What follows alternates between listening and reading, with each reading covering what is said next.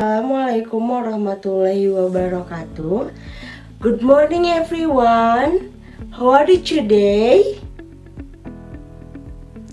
Okay, I'm good and I hope you are doing well and ready to learn. Perkenalkan, nama saya Najia Raudaya Magfira and you can call me Miss Najia. Before we begin our lesson, let us pray together for a productive and meaningful learning session. Please prepare yourself and let us pray together.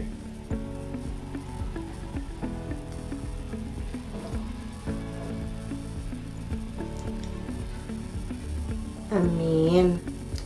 Now, let me check your attendance. When I call your name, please respond by saying, "Present, Miss." Okay? Enough.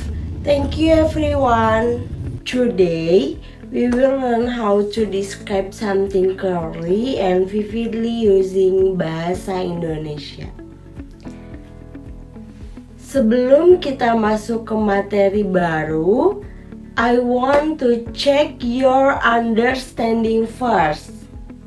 Okay? Nah, anak-anak, coba kalian ingat pada pertemuan sebelumnya kita sudah belajar tentang teks apa? Ada yang ingat? Raise hand. Iya, betul Irma, kita sudah belajar tentang hasil teks observasi. Nah, menurut kalian, apa sih tujuan dari laporan teks hasil observasi? Raise your hand if you know the answer. Safa? Oke, good. Safa menjawab, betul. Teks hasil observasi itu bertujuan untuk melaporkan hasil pengamatan secara objektif berdasarkan fakta. Nah, selanjutnya apa sih yang menjadi ciri utama dalam teks laporan hasil observasi? Raise hand. Ada yang ingat? Ya, Nazma. Betul, Nazma menjawab salah satunya adalah dengan tidak membuat pendapat pribadi dan disusun secara sistematis. Lalu ada yang masih ingat juga tidak struktur teks LAHO itu ada apa aja? Raise hand. Ya, betul. Adinda menjawab struktur dari teks laporan hasil observasi itu terdiri atas pernyataan umum, deskripsi bagian, dan deskripsi manfaat. Nah, jadi bisa kita simpulkan ya teman-teman bahwa teks laporan hasil observasi itu berfokus pada fakta dan hasil pengamatan yang bersifat objektif. Well, sekarang kita lanjut ke materi berikutnya. Kalau pada teks laporan hasil observasi itu kita menyampaikan fakta secara apa adanya. Nah, pada teks yang akan kita pelajari hari ini yaitu teks deskripsi, itu kita akan belajar menggambarkan objek secara lebih rinci sehingga pembaca itu seolah-olah bisa melihat dan merasakan objek tersebut. Miss izin bertanya, pernah nggak kalian menceritakan suatu tempat sampai orang lain itu bisa membayangkannya? Pernah, pasti pernah ya. Misalnya saat kalian bercerita tentang sekolah kalian, tentang rumah kalian, atau tentang tempat favorit yang pernah kalian datangi, dan teman kalian itu bisa langsung membayangkan bentuk dan suasananya.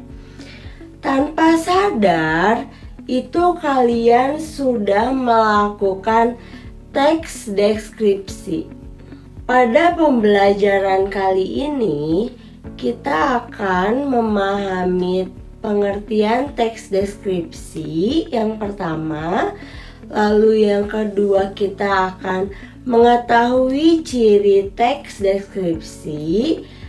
Dan yang ketiga, kalian akan dapat mampu menyusun teks deskripsi secara sederhana dengan bahasa yang jelas dan menarik. Apakah ada yang tahu pengertian teks deskripsi itu apa? Kita pelajari bersama ya.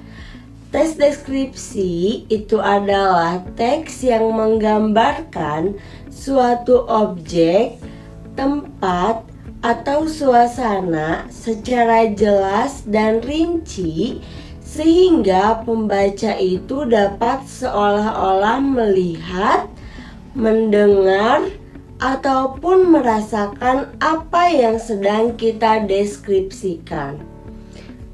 Nah, lalu ada ciri-ciri teks deskripsi. Yang pertama itu ada menggambarkan objek secara detail, lalu menggunakan kata sifat seperti indah, sejuk, lalu menggunakan panca indera seperti penglihatan, pendengaran, penciuman, dan perasaan.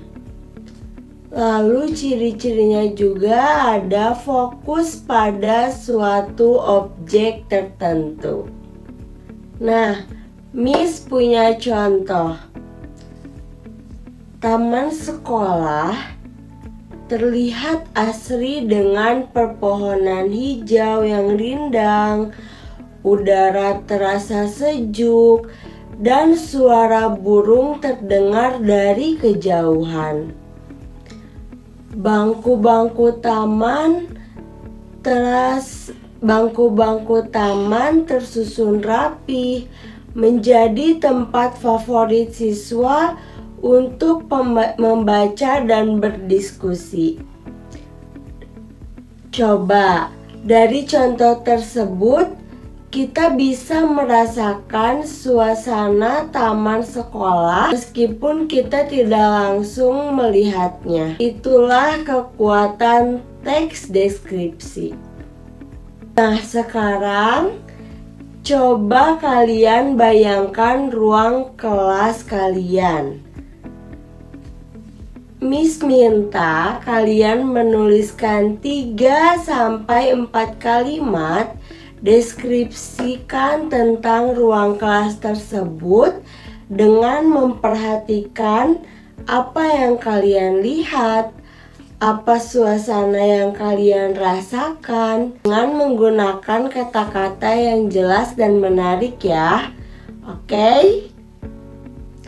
Are you ready, guys?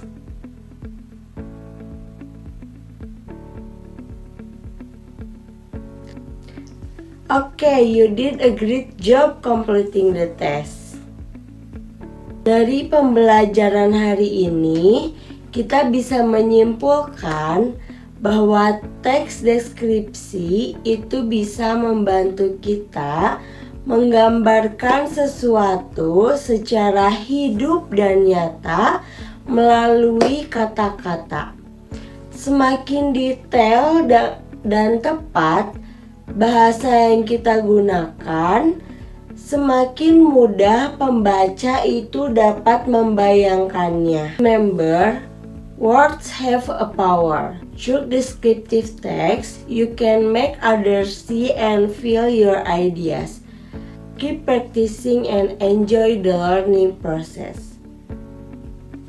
Okay, thank you for attention.